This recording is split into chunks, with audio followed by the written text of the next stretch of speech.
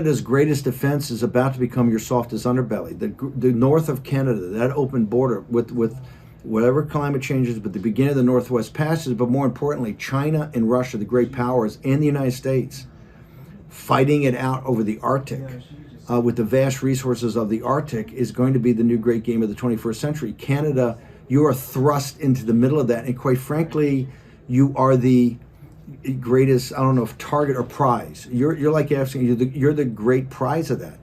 That as you awaken, and the geoeconomically, he's saying, hey, the United States market's so lucrative, you're going to have to pay a premium to get through the golden door, right? Canada could be all part of that. The geoeconomics of North America combined, and the geostrategic interest of North America combined, and particularly hemispheric defense, all the way from Argentina and Brazil under Bolsonaro, all the way up to the Canadian Arctic, is what the first half of the 21st century is going to be about. Trump is laying this out in a very sophisticated way, and avant-garde thinkers strategically and economically are coming and say, this guy's onto something. Listen, this is the golden market, right? You're going to pay a toll to get access to the United States. You're either going to have to shift your manufacturing here, or you're going to pay a premium. And this is not a 25% toll tariff punitive on an avocado coming from Mexico, or from a part made in Ontario that comes into Detroit under the hood into an engine.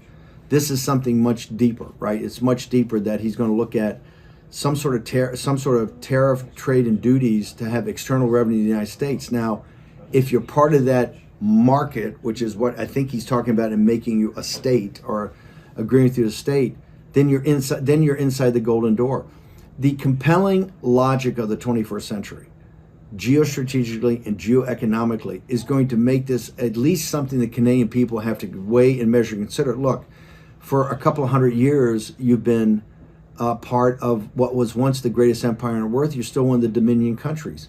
It's just times change, things change, geostrategically it changes, and now you're going to have a rethink. It has nothing to do with the obsession of our revolutionary generation and our framers to militarily invade Canada 3 times, 3 failures I might add, 0 for 3, has nothing to do with that.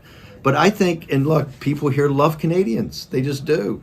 So it's going to be something and when you guys think through the hard decisions that have to be made, particularly the Arctic, particularly hemispheric defense, particularly geoeconomically, what this means, internal logic is going to drive you that somehow we have to figure out how to partner with the United States, and what form that takes. That's what President Trump's genius is.